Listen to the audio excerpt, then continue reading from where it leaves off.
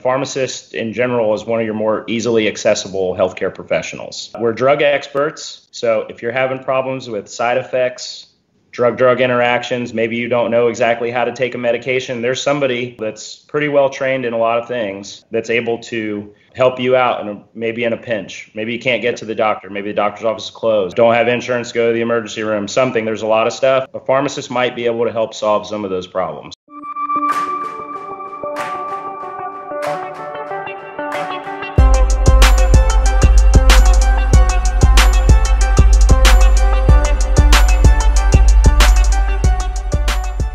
Welcome back, ladies and gentlemen. Dr. Clenton Coleman along with Dr. Suraj Saggar.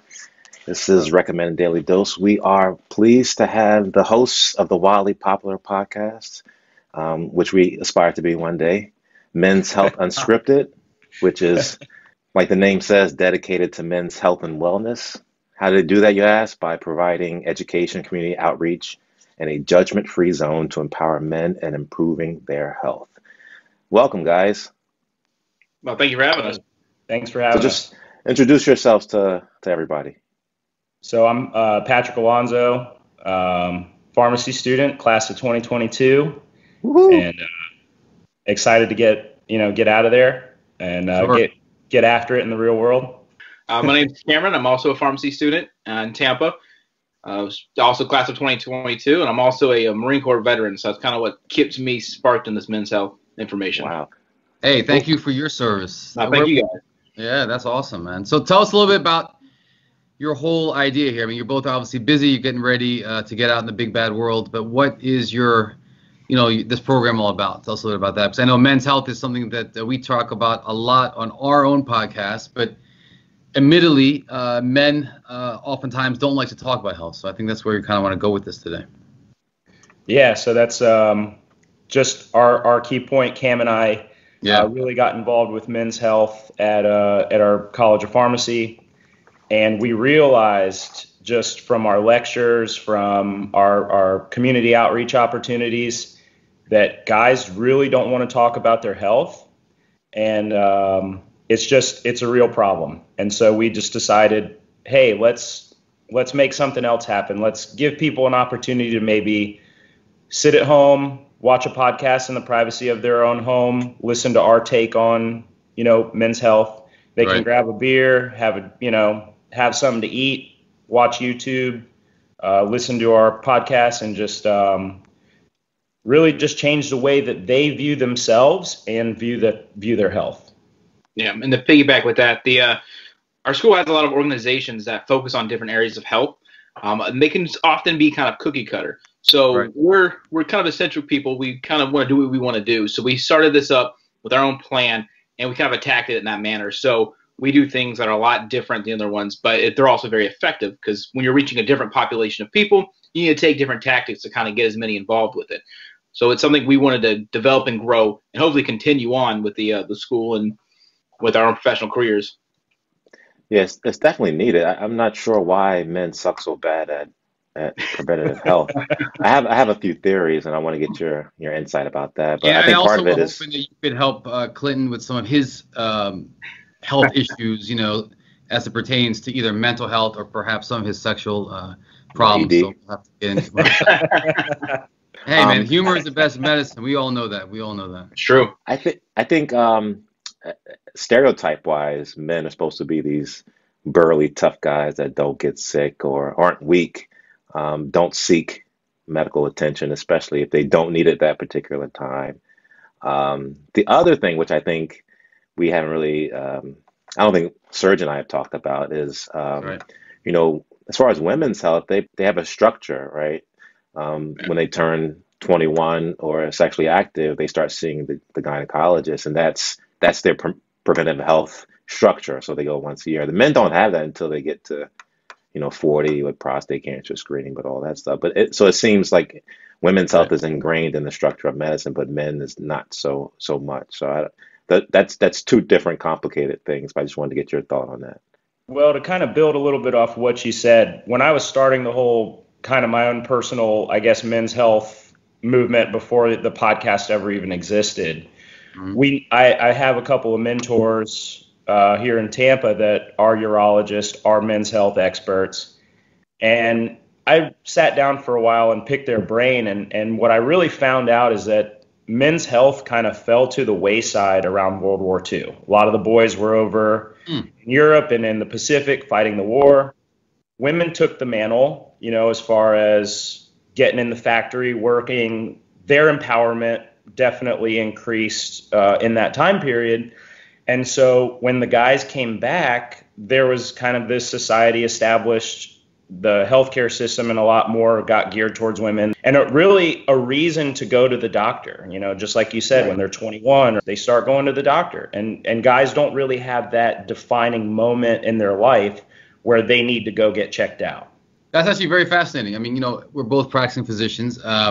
Clinton does some primary care. I do not, but you're absolutely right.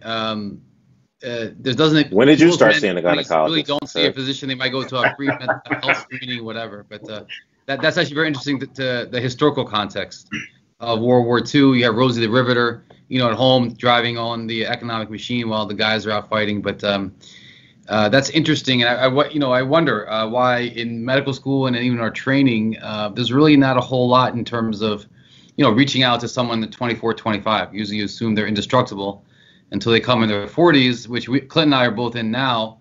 And unfortunately, the 40s is a decade of illness, right, where it first starts popping up for a lot of people. So that's a point very well taken. Absolutely.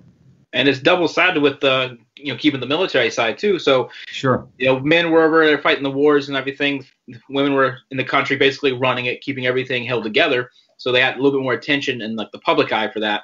Right. And across the water, across the pond, we're getting that stigma, and it's something we perpetuate on ourselves as well.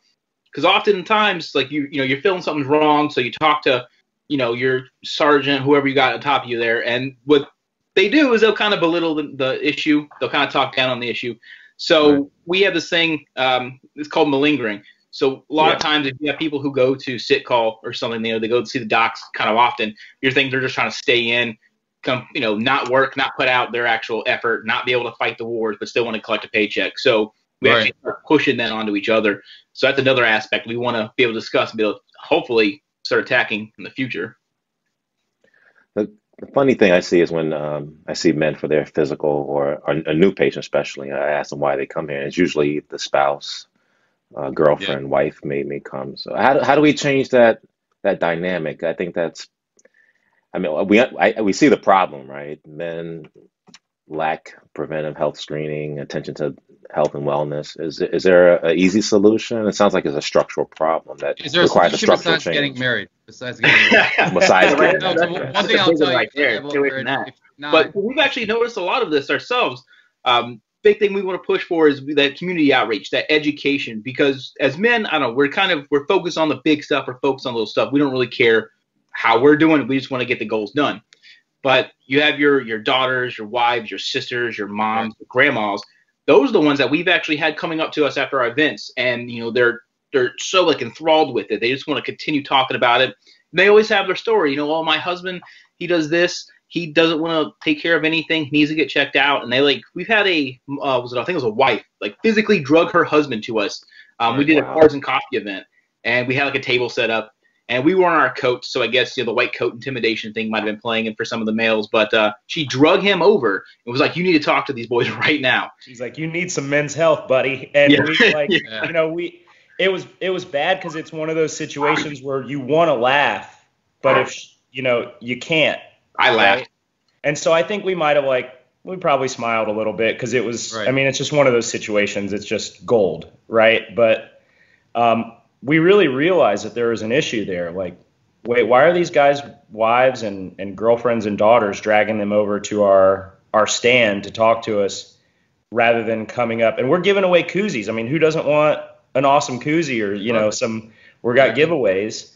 Who doesn't want that? And so to have a guy even resist the free koozie or the free giveaway just to come and fill out a survey and talk to us, we noticed that there is a problem. And I think that, in my mind, maybe having the healthcare system gear a little bit towards men, and I mean this in the nicest way possible, but when you go to a doctor's office, there's a lot of pastels.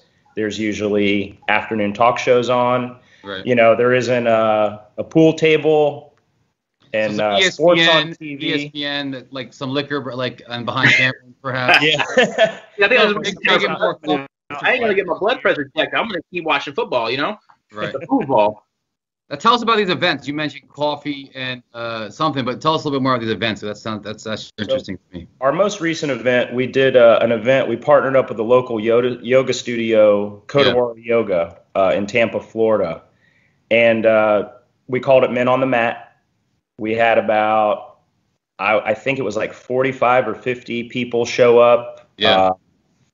90% of them were guys, which was awesome.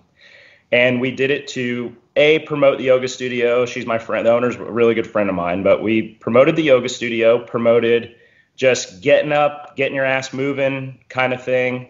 And like the importance of just breathing, all of that, everything that kind of yoga comes with. But it's just an opportunity because guys see it's like, I got to go to lift weights at the gym. And, somebody like me, my body's broken. I mean, I played college baseball. I played catcher for 15 years. So, I mean, I can't lift weights like I used to.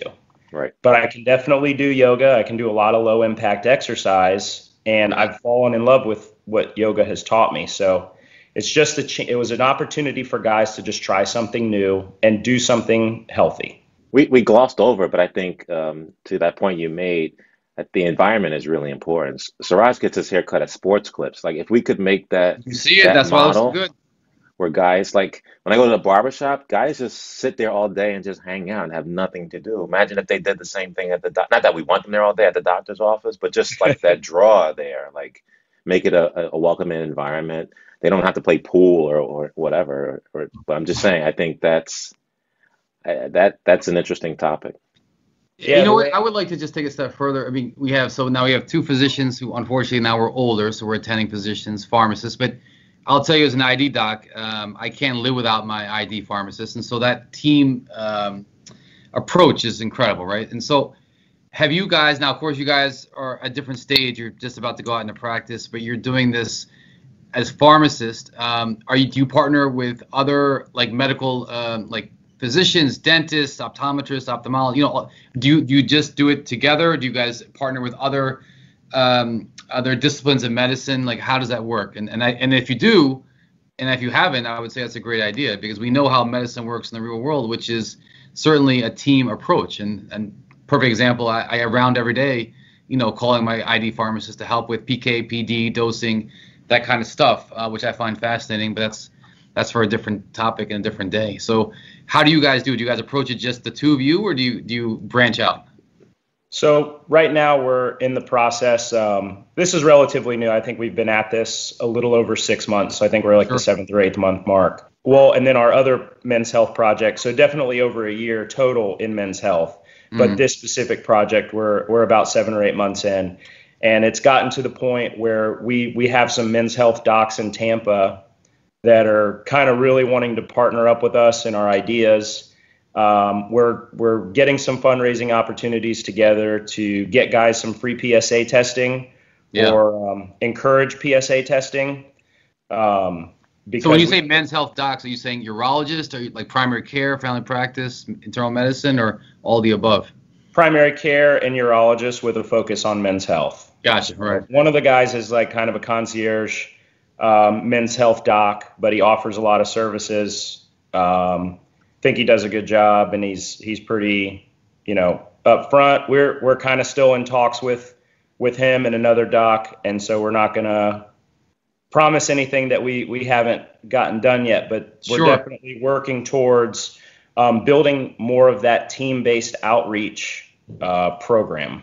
For our listeners, can you just explain what the role of like the pharmacist in like healthcare delivery system is? Because we just think of pharmacists, you prescribe a medication, you go pick it up, but obviously you guys are much more than that. What are some of the things you do outside of medication related things? So outside of that, a lot of it's like the disease management clinics. So a lot of professors actually they're like side employed, I suppose, on it. It's part of their contract, so they have to do school and then a clinic. So they'll do like diabetes management, where they're in what's called a collaborative practice agreement. For those who are listening, it's just where they work underneath a physician and they're able to adjust medications based on the labs coming in. So we're able to read through the lab, see how the patients, so for diabetes specifically, see how their A1C is doing, see how their blood sugar, their monitoring is. They're able to adjust their medications, change them. A big thing, a lot of the population are geriatric, they're getting older. So medications become kind of unsafe as they get towards, that twilight 65 and older period. So again, given diabetes, they're watching their blood sugar chances. We're trying to prevent falls, further accidents, bleeding, things like that. So it's really sliding towards a lot of disease management. Same thing with warfarin. We dose the antibiotics. I just came off of our hospital rotation, and most of the day we're doing vancomycin dosing. It's very common. Every hospital dish it out like it's Hardee's or something. But isn't that trough level is always moving, man? It is. It's a pain in my side. Well, if the infectious disease doctors would pay attention to what they're doing, I don't think it'd be. How many times I've bailed him out. This is not for today, but that's why I like daptomycin, Dalvan, some of these other drugs that don't need therapeutic drug monitoring. But that's we don't want to lose Clinton because I'm going to lose him and he's going to get lost and fall asleep. In the chair. I'm just all the times that I've bailed you out from the acute renal failures from vancomycin toxicity. But that's okay. That's neither here nor there. Yeah. So I saw a lot of that. That's the big thing. We're watching their kidney function, watching liver function. A cool thing I got to see, I got to dose medications for oncology. So the patients, they come in, the cases, they have breast cancer or something like that. So we're able to adjust their medications based on the guidelines, what's shown for effective practice and things like that, in collaboration with their oncology doctors and things like that as well. So there's a lot of scope outside that's more patient clinic than just what you see, when you go to the pharmacy in Walmart or wherever your grocery is. So pharmacy is fascinating. People always think of the retail pharmacist. They don't realize there's hospital pharmacists, there's research pharmacists, there's pharmacists in pharma. A lot of MSLs, medical science liaisons, are pharmacists that I work with very closely because I have a relationship in industry as well. In our remaining time, obviously, there's a thing going along out there called the COVID-19 pandemic. So I wanted to switch gears a little bit and just kind of see where you guys feel pharmacists and pharmacy in general, and obviously it's a huge role, but fits in the delivery now that we have therapeutics, that we have vaccine, thankfully. So just kind of your thoughts about that. And maybe we can focus on vaccines, really. I actually, both Clinton and I were vaccinated a few days ago. Yeah. Yep. At our institution, we're utilizing Pfizer, Moderna coming out, both messenger RNA vaccines, obviously. We may have some, adenovirus or more traditional vaccines coming out with Sanofi and others. So are you guys involved with that? And then, what do you see the pharmacist role going forward? Oh, yeah. So this, I'm super excited. I was actually the first-hand experience on this. So my hospital, they got it in last week. So we were actually there for the receiving, and the pharmacy handled all of it. So there's a position in a lot of pharmacy roles that is called informaticist. So their entire job is like tech stuff. Like he's blowing that keyboard up doing his thing. Right. But they managed all the fridge. They managed all the the transporting, the deliveries. Yeah. They did all the contact with that. Monitor the temperatures on that. So once the vaccine came and it was time for us to actually start giving it out. So I'm assuming like your guys' hospitals, the chief of chief of medicine, the chief of nursing, the director of pharmacy, all of them got the vaccination as a public event in a sense. Yeah, it was on Thursday. Yeah. It was build that confidence with the population. The pharmacist actually invited. Yeah, the pharmacist actually ones who gave the vaccination. So we were part of the receiving as a non-paid student employee there. I was part of the receiving where we pulled them out. We dated all of them. We got them all prepped and ready to go. And then they were given out to the pharmacist to administer to, the first level of the workers there. So the big role is that the vaccine's coming. We're actually part of the entire process from it being guaranteed there's pharmacists working in their labs at Pfizer. So from that step all the way to the administration, we're involved. And then past that with the V-Share app they're launching, the government's launching for the patients to respond back. So, we're monitoring our patients for that as well. So we're involved in every step of it. Yeah, it's fascinating because I was there when it first arrived and the day when kind of some of those in the chief of departments received their vaccine. And we all know the importance of pharmacy, but the whole idea, like you mentioned, you said infotech or informatics. Informatics. Amazing of how just that whole process, that supply chain is something, I've never actually been privy to. So that's very fascinating. Of course, it was very empowering to receive the vaccine, but just to see all the work that goes along with it. And are you guys, I'm sure like we are, getting questions or Are you guys getting educated to answer questions about some of these vaccine myths that we need to all dispel to fully, achieve herd immunity and end this pandemic? So what I would have to say is that I haven't had the chance to get the vaccine yet. Just being a student, it's not really quite available to us quite yet. Sure. But when it's my time, I'm ready to get it. And I think the big thing that I think most people need to realize is that we have a really extensive knowledge on how vaccines work in the body. This wasn't just like a bunch of people sitting in a room, trying to concoct something to get it pushed out there. I mean, there's decades of quality vaccine information out there on how they work, what's the best way to get the optimal immune response, all that. And so the average person needs to realize, no one's going to microchip you. Right. I don't know, like there's the whole conspiracy end of it. This is not population control. Your thoughts are not going to the Russians, right? I mean, it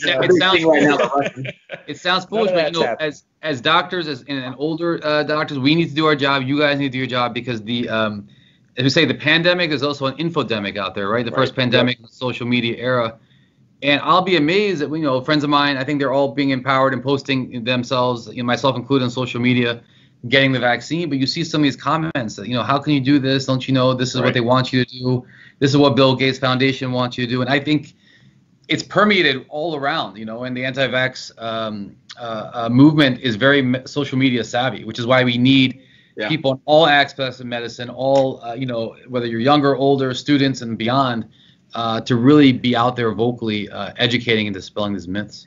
Sorry, can you comment on like the timing of it? Because I think part of the disservice was naming it Warp Speed, Project Warp Speed. Who wants something? No one wants their steak cooked at a warp speed, or I think that lends to people thinking that the necessary steps weren't taken just to get it out. They went through the same rigorous process. Is that correct? Yes, it's 100% one of the concerns I had as well. Especially with Pfizer put theirs out, and they're like, ours is like what 90. They're like, ours is like 90-something percent effective. And then like the next day, Moderna, they were below 94. And the next day, Moderna was like, oh, we're at 94. And then like 3 days later, Pfizer's like, oh, we're actually at 95. 95, right. So that kind of set me off too. I was like, how's all of a sudden now you're doing so good? But it is like when you look to the trialing, you go to clinicaltrials.gov. That's a website everybody can get onto. It does take a little bit of finagling to get what you need to go to. The searching on it's not 100% clear, but you're able to look this up for yourself, kind of read through some of the information. But it did go through the panelings. It did have all the trials. There's still ongoing trials on these. So they're still collecting lots of data. And it went through multiple boards before it got to the emergency authorization level. But again, you have to think of the size that we're on right now. Just the scale of the need for it is going to make it more priority than some of the other projects that the FDA's got going on. So it seems kind of suspicious. It's a little sus, but it perfectly it makes sense. It's what needed to happen. Yeah, I think the final statement I can say, and then I think we can all use it, is that it's this messenger RNA technology has been on for a long time. It's going to be it's amazing technology. This is not something just popped up in January, and we knew about SARS-CoV that caused SARS back in 2003. So even though we had a genetic code to SARS-CoV-2 January 11th, a lot of this background work had already been done, previously. So these are all excellent points. We want to ask you, as we wrap up, where can people find you on social media? Where can they find your podcast, et cetera? Tell us a little bit about that. All right. So social media, we're at Men's Health Unscripted on Instagram. Twitter, we're unscripted_MH. Some of that just might not necessarily always be Men's Health because Twitter's just a weird monster. So it's a lot of like Tampa Bay Lightning and Tampa Bay Rays, woohoo. But yeah, so those are our spots. YouTube, Men's Health Unscripted as well. And we're on all your favorite podcasting networks, Spotify, iTunes, Google, pretty much everything under the sun, Anchor, at Men's Health Unscripted as well. So we've pretty much got that name locked in across the board. That's it. Thank you guys for what you do. Oh, we appreciate it, man. Thank you guys as well. It's imperative for physicians, pharmacists, everyone in healthcare to be educators, all different levels. And I I cannot say, I don't think Clinton can say that we were as ambitious as you two when I was finishing up med school and he was finishing surely up med not. school. I was back in that liquor cabinet behind you. That's I was deep in there. Definitely. And once I matched for residency, I probably was just mostly traveling or God knows what. You know, who knows what I was doing. We might not be able to peach mention schnapps, yes. Peach schnapps, yeah. Okay, well, discuss Yeah. that. I do. We appreciate the boys from Men's Health Unscripted coming on today. Very empowering, very impressive. We wish you all the best of luck. As always, I'm Dr. Suraj, Saggar, my co-host, Dr. Clenton Coleman. We appreciate you guys for coming on. Find us on Apple, Spotify, rate, review, and subscribe. Until next time, be well.